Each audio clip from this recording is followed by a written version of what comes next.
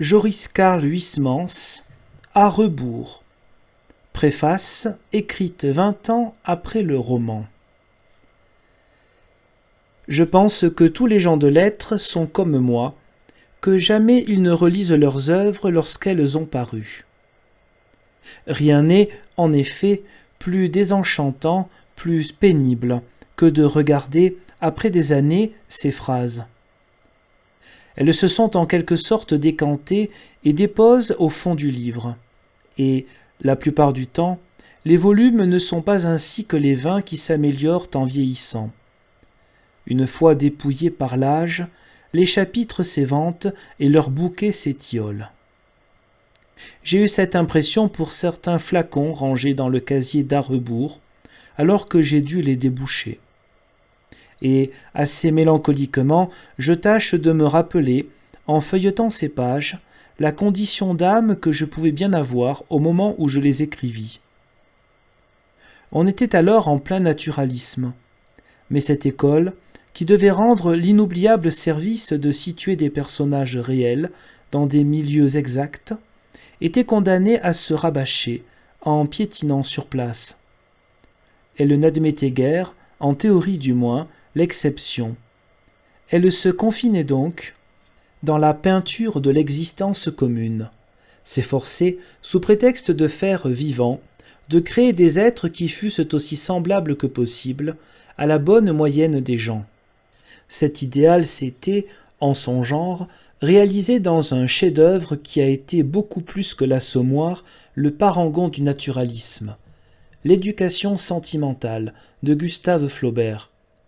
Ce roman était, pour nous tous, des soirées de Médan, une véritable Bible, mais il ne comportait que peu de moutures. Il était parachevé, irrecommençable pour Flaubert même. Nous en étions donc, tous, réduits, en ce temps-là, à louvoyer, à rôder par des voies plus ou moins explorées tout autour. La vertu étant, il faut bien l'avouer, ici-bas une exception, était par cela même écartée du plan naturaliste. Ne possédant pas le concept catholique de la déchéance et de la tentation, nous ignorions de quels efforts, de quelles souffrances elle est issue. L'héroïsme de l'âme, victorieuse des embûches, nous échappait. Il ne nous serait pas venu à l'idée de décrire cette lutte avec ses hauts et ses bas, ses attaques retorses et ses feintes, et aussi ses habiles aides, qui s'apprêtent très loin souvent de la personne que le maudit attaque. Dans le fond d'un cloître, la vertu nous semblait l'apanage d'êtres sans curiosité ou dénués de sens, peu émouvante, en tout cas, à traiter au point de vue de l'art. Restaient les vices, mais le champ en était, à cultiver, restreint. Il se limitait au territoire des 7 péchés capitaux, et encore, sur ces 7, un seul, celui contre le 6e commandement de Dieu, était à peu près accessible.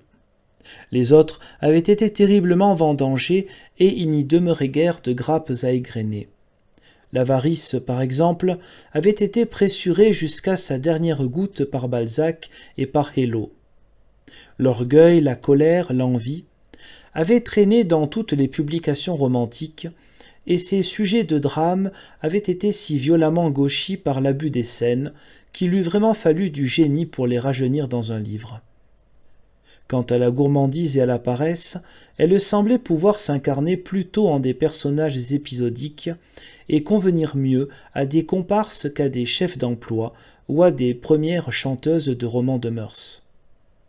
La vérité est que l'orgueil eût été le plus magnifique des forfaits à étudier, dans ses ramifications infernales de cruauté envers le prochain et de fausse humilité, que la gourmandise remorquant à sa suite la luxure et la paresse, le vol, eussent été matière à de surprenantes fouilles, si l'on avait scruté ces péchés avec la lampe et le chalumeau de l'Église et en ayant la foi. Mais aucun de nous n'était préparé pour cette besogne. Nous étions donc acculés à remâcher le méfait le plus facile, à décortiquer de tous le péché de luxure, sous toutes ses formes. Et Dieu sait si nous le remâchâmes. Mais cette sorte de carrousel était court. Quoi qu'on inventât, le roman se pouvait résumer en ces quelques lignes. Savoir pourquoi monsieur un tel commettait ou ne commettait pas l'adultère avec madame une telle. Si l'on voulait être distingué et se déceler, ainsi qu'un auteur du meilleur ton, l'on plaçait l'œuvre de chair entre une marquise et un comte. Si l'on voulait, au contraire, être un écrivain populaire, un prosateur à la cool, on la campait entre un soupirant de Barrière et une fille quelconque. Le cadre seul différait. La distinction me paraît avoir prévalu maintenant dans les bonnes grâces du lecteur. Car je vois qu'à l'heure actuelle, il ne se repaît guère des amours plébéiennes ou bourgeoises, mais continue à savourer les hésitations de la marquise, allant rejoindre son tentateur dans un petit entresol dont l'aspect change suivant la mode tapissière du temps. Tombera, tombera pas? Cela s'intitule « Étude psychologique ». Moi je veux bien. J'avoue pourtant que, lorsqu'il m'arrive d'ouvrir un livre et que j'y aperçois l'éternelle séduction et le non moins éternel adultère, je m'empresse de le fermer, n'étant nullement désireux de connaître comment l'idylle annoncée finira.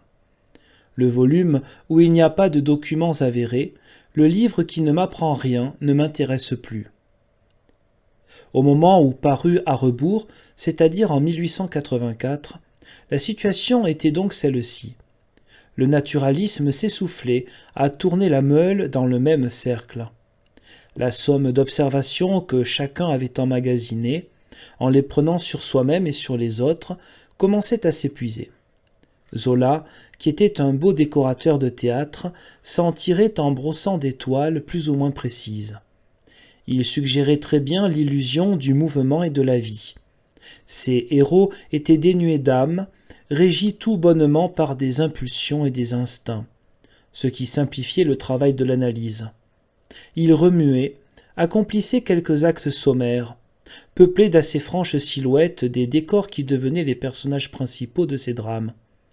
Il célébrait de la sorte les halles, les magasins de nouveautés, les chemins de fer, les mines et les êtres humains égarés dans ces milieux n'y jouaient plus que le rôle d'utilités et de figurants. Mais Zola était Zola, c'est-à-dire un artiste un peu massif, mais doué de puissants poumons et de gros poings.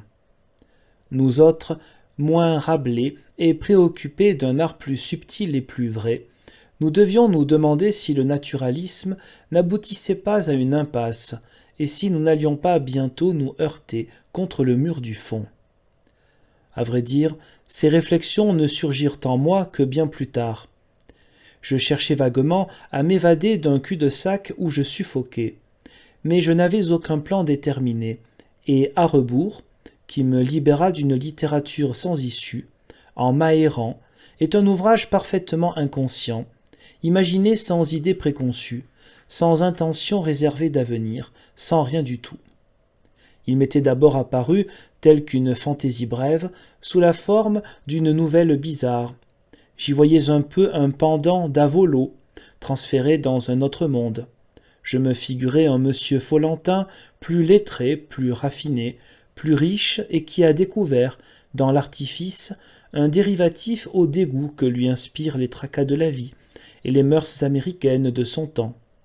Je le profilais fuyant à tire-d'aile dans le rêve, se réfugiant dans l'illusion d'extravagantes féeries, vivant, seul, loin de son siècle, dans le souvenir évoqué d'époques plus cordiales, de milieux moins vils. Et à mesure que j'y réfléchissais, le sujet s'agrandissait et nécessitait de patientes recherches. Chaque chapitre devenait le coulis d'une spécialité, le sublimé d'un art différent. Il se condensait en un off-meat de pierreries, de parfums, de fleurs, de littérature religieuse et laïque, de musique profane et de plein chant. L'étrange fut que, sans m'en être d'abord douté, je fus amené par la nature même de mes travaux à étudier l'Église sous bien des faces. Il était, en effet, impossible de remonter jusqu'aux seules ères propres qu'ait connues l'humanité jusqu'au Moyen-Âge sans constater qu'elle tenait tout, que l'art n'existait qu'en elle et que par elle. N'ayant pas la foi, je la regardais, un peu défiant, surpris de son ampleur et de sa gloire, me demandant comment une religion qui me semblait faite pour des enfants avait pu suggérer de si merveilleuses œuvres. Je rôdais un peu à tâtons autour d'elle, devinant plus que je ne voyais, me reconstituant, avec les bribes que je retrouvais dans les musées et les bouquins, un ensemble. Et aujourd'hui que je parcours, après des investigations plus longues et plus sûres, les pages d'à rebours, qui ont trait au catholicisme et à l'art religieux, je remarque que ce minuscule panorama, peint sur des feuilles de bloc-notes, est exact. Ce que je peignais alors était succinct, manquait de développement, mais était véridique. Je me suis borné depuis à agrandir mes esquisses et à les mettre au point. Je pourrais très bien signer maintenant les pages d'à rebours sur l'Église, car elles paraissent avoir été, en effet, écrites par un catholique. Je me croyais loin de la religion pourtant. Je ne songeais pas que, de Schopenhauer, que j'admirais plus que de raison, à l'Ecclésiaste et au livre de Job, il n'y avait qu'un pas. Les prémices sur le pessimisme sont les mêmes. Seulement, lorsqu'il s'agit de conclure, le philosophe se dérobe. J'aimais ses idées sur l'horreur de la vie, sur la bêtise du monde, sur l'inclémence de la destinée. Je les aime également dans les livres saints. Mais les observations de Schopenhauer n'aboutissent à rien. Il vous laisse, pour ainsi parler, en plan. Ces aphorismes ne sont, en somme, qu'un herbier de plaintes sèches. L'Église, elle, explique les origines et les causes, signale les fins, présente les remèdes. Elle ne se contente pas de vous donner une consultation d'âme, elle vous traite et elle vous guérit, alors que le médicastre allemand, après vous avoir bien démontré que l'affection dont vous souffrez est incurable, vous tourne, en ricanant, le dos. Son pessimisme n'est autre que celui des Écritures auxquelles il a emprunté. Il n'a pas dit plus que Salomon, plus que Job, plus même que l'imitation qui a résumé, bien avant lui, toute sa philosophie en une phrase « C'est vraiment une misère que de vivre sur la terre ». À distance, ces similitudes et ces dissemblances s'avèrent nettement, mais à cette époque, si je les percevais, je ne m'y attardais point. Le besoin de conclure ne me tentait pas. La route tracée par Schopenhauer était carrossable et d'aspect varié. Je m'y promenais tranquillement, sans désir d'en connaître le bout. En ce temps-là, je n'avais aucune clarté réelle sur les échéances, aucune appréhension des dénouements. Les mystères du catéchisme me paraissaient enfantins. Comme tous les catholiques, du reste, j'ignorais parfaitement ma religion. Je ne me rendais pas compte que tout est mystère, que nous ne vivons que dans le mystère, que si le hasard existait, il serait encore plus mystérieux que la providence. Je n'admettais pas la douleur infligée par un Dieu. Je m'imaginais que le pessimisme pouvait être le consolateur des âmes élevées. Quelle bêtise! C'est cela qui était peu expérimental, peu document humain, pour me servir d'un terme cher au naturalisme. Jamais le pessimisme n'a consolé et les malades de corps et les alités d'âme. Je souris, alors qu'après tant d'années, je relis les pages où ces théories, si résolument fausses, sont affirmées. Mais ce qui me frappe le plus en cette lecture, c'est ceci. Tous les romans que j'ai écrits depuis à rebours sont contenus en germe dans ce livre. Les chapitres ne sont, en effet, que les amorces des volumes qui les suivirent. Le chapitre sur la littérature latine de la décadence, je l'ai sinon développé, au moins plus approfondi, en traitant de la liturgie dans En route et dans L'Oblats. Je l'imprimerai sans y rien changer aujourd'hui, sauf pour saint Ambroise, dont je n'aime toujours pas la prose aqueuse et la rhétorique empoulée. Il m'apparaît encore, tel que je le qualifiais, d'ennuyeux Cicéron chrétien. Mais, en revanche, le poète est charmant, et ses hymnes et celles de son école qui figurent dans le bréviaire sont parmi les plus belles qu'ait conservées l'Église. J'ajoute que la littérature un peu spéciale, il est vrai, de l'hymnaire, aurait pu trouver place dans le compartiment réservé de ce chapitre. Pas plus qu'en 1884, je ne raffole présentement du latin classique du Marot et du Pois chiche, Comme au temps d'Arrebourg, je préfère la langue de la Vulgate à la langue du siècle d'Auguste, voire même à celle de la décadence. Plus curieuse pourtant, avec son fumet de sauvagine et ses teintes persillées de venaison. L'Église qui, après l'avoir désinfectée et rajeunie, a créé, pour aborder un ordre d'idées inexprimées jusqu'alors, des vocables grandiloques et des diminutifs de tendresse exquis, me semble donc s'être façonné un langage fort supérieur au dialecte du paganisme, et Durtal pense encore à ce sujet tel que des Esseintes. Le chapitre des pierreries, je l'ai repris dans la cathédrale, en m'en occupant alors au point de vue de la symbolique des gemmes. J'ai animé les pierreries mortes d'Arrebourg. Sans doute, je ne nie pas qu'une belle émeraude puisse être admirée pour les étincelles qui grésillent dans le feu de son eau verte, mais n'est-elle point, si l'on ignore l'idiome des symboles, une inconnue, une étrangère avec laquelle on ne peut s'entretenir et qui se tait, elle-même, parce que l'on ne comprend pas ses locutions. Or, elle est plus et mieux que cela. Sans admettre avec un vieil auteur du XVIe siècle, Estienne de Clave, que les pierreries s'engendrent, ainsi que des personnes naturelles, d'une semence éparse dans la matrice du sol, l'on peut très bien dire qu'elles sont des minéraux significatifs, des substances loquaces, qu'elles sont, en un mot, des symboles. Elles ont été envisagées sous cet aspect depuis la plus haute antiquité, et la tropologie des gemmes est une des branches de cette symbolique chrétienne, si parfaitement oubliée par les prêtres et les laïcs de notre temps, et que j'ai essayé de reconstituer en ces grandes lignes dans mon volume sur la basilique de Chartres. Le chapitre d'Arrebourg n'est donc que superficiel et à fleur de chaton. Il n'est pas ce qu'il devrait être, une joaillerie de l'au-delà. Il se compose d'écrins plus ou moins bien décrits, plus ou moins bien rangés en une montre, mais c'est tout et ce n'est pas assez. La peinture de Gustave Moreau, les gravures de Leucken, les lithographies de Bresdin et de Redon sont telles que je les vois encore. Je n'ai rien à modifier dans l'ordonnance de ce petit musée. Pour le terrible chapitre 6, dont le chiffre correspond, sans intention préconçue, à celui du commandement de Dieu qui l'offense, et pour certaines parties du 9e qui peuvent s'y joindre, je ne les écrirai plus évidemment de la sorte. Il eût au moins fallu les expliquer d'une façon plus studieuse, par cette perversité diabolique qui s'ingère, au point de vue luxurieux surtout, dans les cervelles épuisées des gens. Il semble, en effet, que les maladies de nerfs, que les névroses ouvrent dans l'âme des fissures par lesquelles l'esprit du mal pénètre. Il y a là une énigme qui reste illucidée. Le mot hystérie ne résout rien.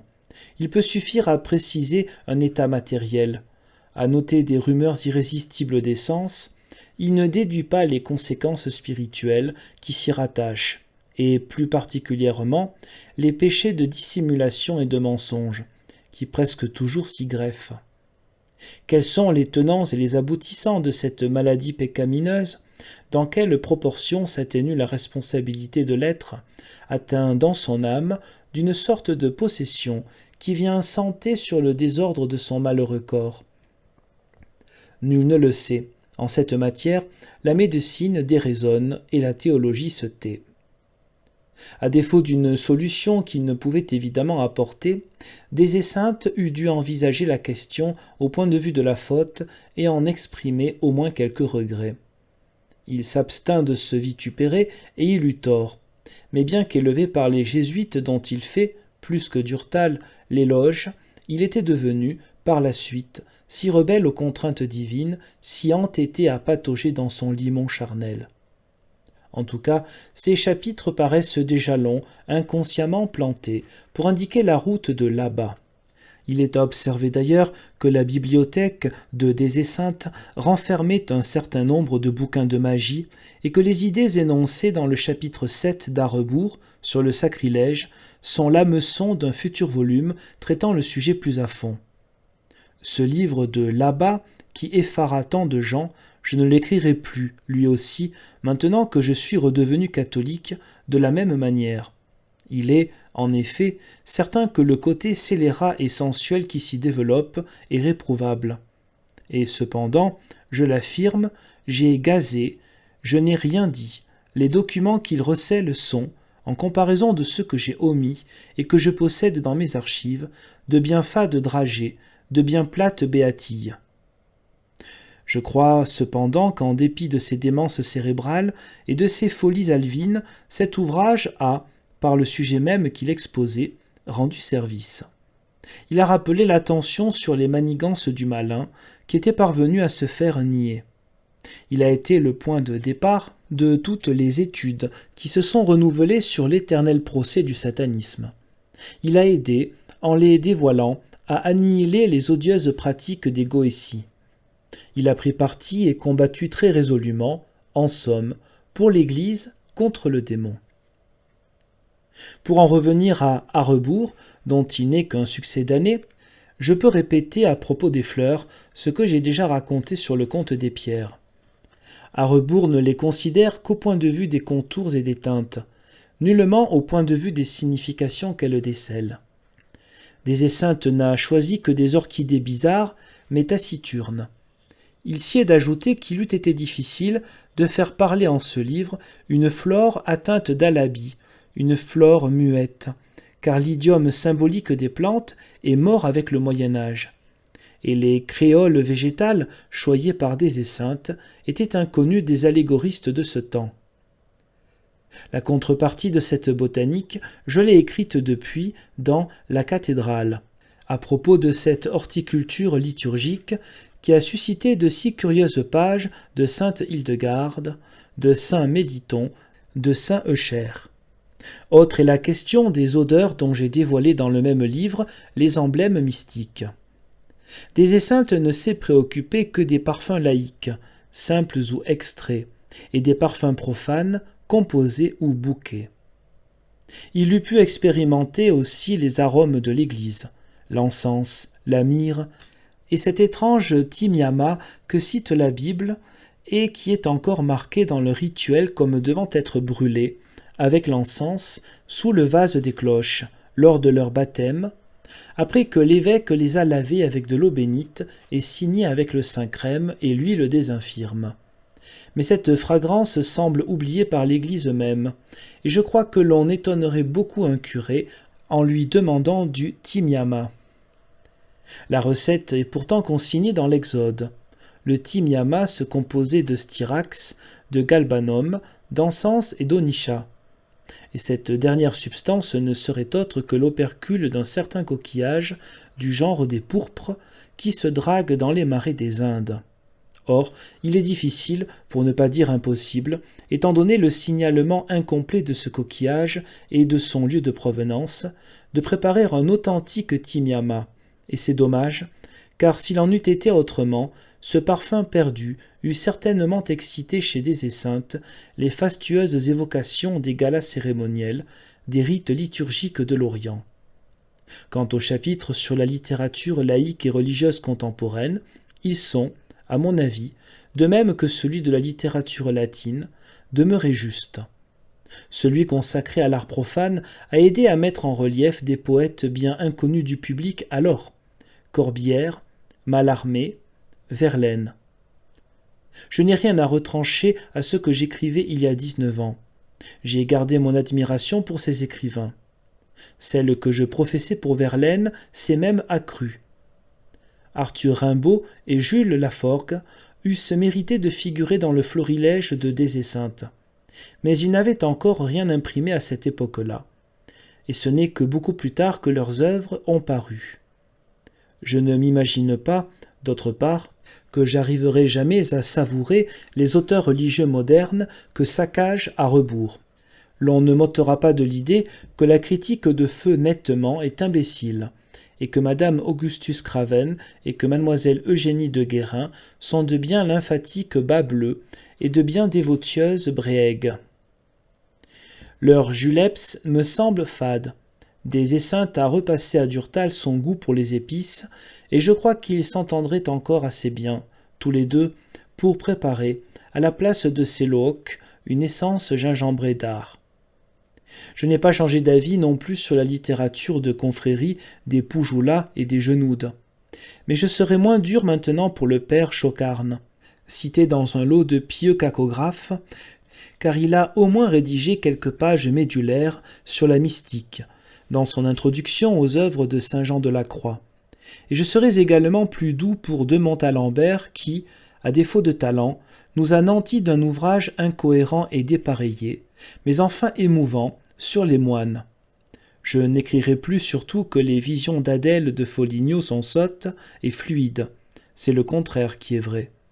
Mais je dois attester, à ma décharge, que je ne les avais lus que dans la traduction d'Hello. Or, celui-là était possédé par la manie d'élaguer, d'édulcorer, de cendrer les mystiques, de peur d'attenter à la fallacieuse pudeur des catholiques.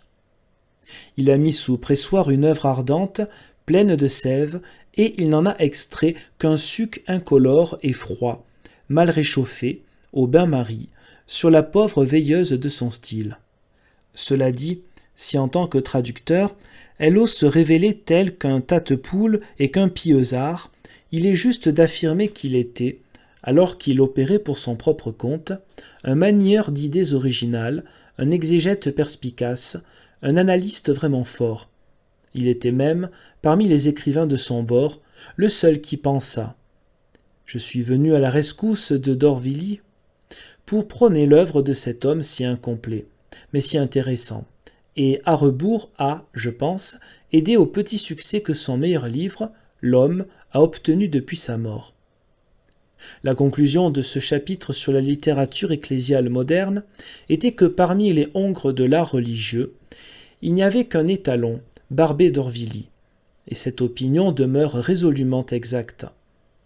Celui-là fut le seul artiste, au pur sens du mot, que produisit le catholicisme de ce temps. Il fut un grand prosateur, un romancier admirable, dont l'audace faisait braire la bedaudaille qu'exaspérait la véhémence explosive de ses phrases. Enfin, si jamais chapitre peut être considéré comme le point de départ d'autres livres, c'est bien celui sur le plein chant, que j'ai amplifié depuis dans tous mes volumes, dans En route et surtout dans L'Oblat.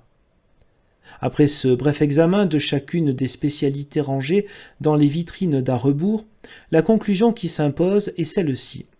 Ce livre fut une amorce de mon œuvre catholique qui s'y trouve, tout entière, en germe. Et l'incompréhension et la bêtise de quelques momiers et de quelques agités du sacerdoce m'apparaissent, une fois de plus, insondables. Ils réclamèrent, pendant des années, la destruction de cet ouvrage dont je ne possède pas, du reste, la propriété, sans même se rendre compte que les volumes mystiques qui lui succédèrent sont incompréhensibles sans celui-là. Car il est, je le répète, la souche d'où tous sortirent. Comment apprécier d'ailleurs l'œuvre d'un écrivain dans son ensemble si on ne la prend dès ses débuts, si on ne la suit pas à pas? Comment surtout se rendre compte de la marche de la grâce dans une âme si l'on supprime les traces de son passage, si l'on efface les premières empreintes qu'elle a laissées? Ce qui est, en tout cas, certain, c'est qu'à rebours rompait avec les précédents, avec les sœurs Vathar, en ménage, à volo. C'est qu'il m'engageait dans une voie dont je ne soupçonnais même pas l'issue. Autrement sagace que les catholiques, Zola le sentit bien. Je me rappelle que j'allais passer, après l'apparition d'à rebours, quelques jours à Médan. Une après-midi que nous nous promenions, tous les deux, dans la campagne. Il s'arrêta brusquement et, l'œil devenu noir, il me reprocha le livre, disant que je portais un coup terrible au naturalisme, que je faisais dévier l'école, que je brûlais d'ailleurs mes vaisseaux avec un pareil roman, car aucun genre de littérature n'était possible, dans ce genre épuisé en un seul tome, et, amicalement, car il était un très brave homme, il m'incita à rentrer dans la route frayée, à m'atteler à une étude de mœurs. Je l'écoutais, pensant qu'il avait tout à la fois et raison et tort. Raison en m'accusant de saper le naturalisme et de me barrer tout chemin. Tort en ce sens que le roman, tel qu'il le concevait, me semblait moribond, usé par l'érudite, sans intérêt, qu'il le voulût ou non, pour moi. Moi, c'était cela qui me frappait surtout à cette époque, supprimer l'intrigue traditionnelle, voire même la passion, la femme, concentrer le pinceau de lumière sur un seul personnage, faire à tout prix du neuf. Zola ne répondait pas à ces arguments avec lesquels j'essayais de le convaincre, et il réitérait sans cesse son affirmation « Je n'admets pas que l'on change de manière et d'avis, je n'admets pas que l'on brûle ce que l'on a adoré. » Et là, n'a-t-il pas joué, lui aussi, le rôle du bon Sicambre ? Il a, en effet, sinon modifié son procédé de composition et d'écriture, au moins varié sa façon de concevoir l'humanité et d'expliquer la vie. Après le pessimisme noir de ses premiers livres, n'avons-nous pas eu, sous couleur de socialisme, l'optimisme béat de ces derniers ? Il faut bien le confesser, personne ne comprenait moins l'âme que les naturalistes qui se proposaient de l'observer. Ils voyaient l'existence d'une seule pièce. Ils ne l'acceptaient que conditionnée d'éléments vraisemblables. Et j'ai depuis appris, par expérience, que l'invraisemblable n'est pas toujours, dans le monde, à l'état d'exception, que les aventures de Rocambole sont parfois aussi exactes que celles de Gervaise et de Coupeau. Mais l'idée que Des Esseintes pouvait être aussi vrai que ses personnages à lui, déconcertait, irritait presque Zola. J'ai jusqu'ici, dans ces quelques pages, parlé d'Arrebourg surtout au point de vue de la littérature et de l'art. Il me faut maintenant en parler au point de vue de la grâce, montrer quelle part d'inconnu, quelle projection d'âme qui s'ignore, il peut y avoir souvent dans un livre. Cette orientation si claire, si nette d'Arrebourg sur le catholicisme, elle me demeure, je l'avoue, incompréhensible. Je n'ai pas été élevé dans les écoles congréganistes, mais bien dans un lycée. Je n'ai jamais été pieux dans ma jeunesse, et le côté de souvenirs d'enfance, de première communion, d'éducation qui tient si souvent une grande place dans la conversion, n'en a tenu aucune dans la mienne. Et ce qui complique encore la difficulté et déroute toute analyse, c'est que, lorsque j'écrivis Arrebourg, je ne mettais pas les pieds dans une église. Je ne connaissais aucun catholique pratiquant, aucun prêtre. Je n'éprouvais aucune touche divine m'incitant à me diriger vers l'église. Je vivais dans mon auge, tranquille. Il me semblait tout naturel de satisfaire les foucades de mes sens, et la pensée ne me venait même pas que ce genre de tournoi fût défendu. Arrebourg apparut en 1884, et je suis parti pour me convertir dans une trappe en 1892. Près de 8 années se sont écoulées avant que les semailles de ce livre n'aient levé. Mettons 2 années, 3 même, d'un travail de la grâce, sourd, têtu, parfois sensible. Il n'en resterait pas moins 5 ans pendant lesquels je ne me souviens d'avoir éprouvé aucune velléité catholique, aucun regret de la vie que je menais, aucun désir de la renverser. Pourquoi, comment ai-je été aiguillé sur une voie perdue, alors pour moi dans la nuit ? Je suis absolument incapable de le dire. Rien, sinon des ascendances de béguinage et de cloître, des prières de famille hollandaises très ferventes, et que j'ai d'ailleurs à peine connues, n'expliquera la parfaite inconscience du dernier cri, l'appel religieux de la dernière page d'Arrebourg. Oui, je sais bien, il y a des gens très forts qui tracent des plans, organisent d'avance des itinéraires d'existence et les suivent. Il est même entendu, si je ne me trompe, qu'avec de la volonté on arrive à tout. Je veux bien le croire, mais moi, je le confesse, je n'ai jamais été ni un homme tenace, ni un auteur madré. Ma vie et ma littérature ont une part de passivité, d'insu, de direction hors de moi très certaine. La Providence me fut miséricordieuse et la Vierge me fut bonne. Je me suis borné à ne pas les contrecarrer lorsqu'elles attestaient leurs intentions. J'ai simplement obéi. J'ai été mené par ce qu'on appelle les voies extraordinaires. Si quelqu'un peut avoir la certitude du néant qu'il serait, sans l'aide de Dieu, c'est moi. Les personnes qui n'ont pas la foi m'objecteront qu'avec des idées pareilles, l'on n'est pas loin d'aboutir au fatalisme et à la négation de toute psychologie. Non, car la foi en notre Seigneur n'est pas le fatalisme. Le libre arbitre demeure sauf. Je pouvais, s'il me plaisait, continuer à céder au luxurieux émoi et rester à Paris, et ne pas aller souffrir dans une trappe. Dieu n'eût sans doute pas insisté, mais tout en certifiant que la volonté est intacte, il faut bien avouer cependant que le Sauveur y met beaucoup du sien, qu'il vous harcèle, qu'il vous traque, qu'il vous cuisine, pour se servir d'un terme énergique de basse police. Mais, je le répète encore, l'on peut, à ses risques et périls, l'envoyer promener. Pour la psychologie, c'est autre chose. Si nous l'envisageons, comme je l'envisage, au point de vue d'une conversion, elle est, dans ses préludes, impossible à démêler. Certains coins peuvent être tangibles, mais les autres non. Le travail souterrain de l'âme nous échappe. Il y eut sans doute, au moment où j'écrivais à rebours, un remuement des terres, un forage du sol pour y planter des fondations dont je ne me rendis pas compte. Dieu creusait pour placer ses fils, et il n'opérait que dans l'ombre de l'âme, dans la nuit. Rien n'était perceptible. Ce n'est que bien des années après que l'étincelle a commencé de courir le long des fils. Je sentais alors l'âme s'émouvoir dans ses secousses. Ce n'était encore ni bien douloureux, ni bien clair. La liturgie, la mystique, l'art en étaient les véhicules ou les moyens. Cela se passait généralement dans les églises, à Saint-Séverin surtout, où j'entrais par curiosité, par désœuvrement. Je n'éprouvais, en assistant aux cérémonies, qu'une trépidation intérieure, ce petit trémulement que l'on subit en voyant, en écoutant ou en lisant une belle œuvre, mais il n'y avait pas d'attaque précise, de mise en demeure de se prononcer.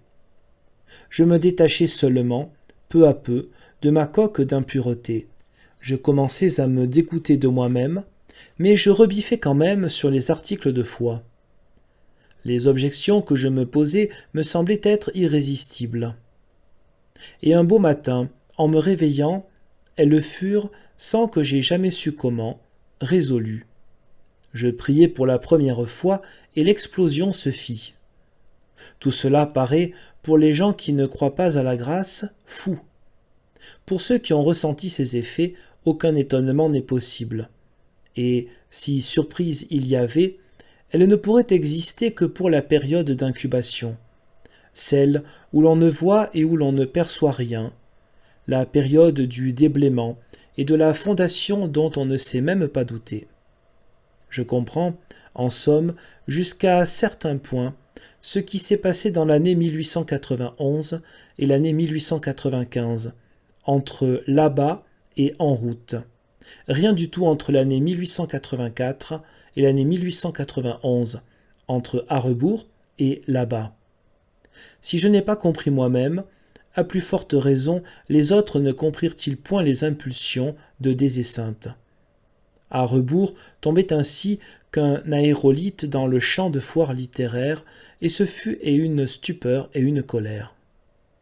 La presse se désordonna, jamais elle ne divagua en tant d'articles, après m'avoir traité de misanthrope impressionniste et avoir qualifié Désé Sainte de maniaque et d'imbécile compliqué. Les normaliens, comme monsieur Lemaître, s'indignèrent que je ne fisse point l'éloge de Virgile et déclarèrent, d'un ton péremptoire, que les décadents de la langue latine, au Moyen-Âge, n'étaient que des radoteurs et des crétins. D'autres entrepreneurs de critiques voulurent bien aussi m'aviser qu'il me serait profitable de subir, dans une prison thermale, le fouet des douches. Et, à leur tour, les conférenciers s'en mêlèrent. À la salle des Capucines, l'archonte Sarcey criait, ahuri, « Je veux bien être pendu si je comprends un traître mot à ce roman. » Enfin, pour que ce fût complet, les revues graves, telles que la Revue des Deux Mondes, dépêchèrent leur leader, M. Brunetière, pour comparer ce roman au vaudeville de Vaflard et Fulgence. Dans ce tohu-bohu, un seul écrivain vit clair, Barbé d'Aurevilly, qui ne me connaissait nullement d'ailleurs. Dans un article du Constitutionnel portant la date du 28 juillet 1884 et qui a été recueilli dans son volume « Le roman contemporain » paru en 1902, Il écrivit : Après un tel livre, il ne reste plus à l'auteur qu'à choisir entre la bouche d'un pistolet ou les pieds de la croix. C'est fait. Joris Carl Huysmans, 1903.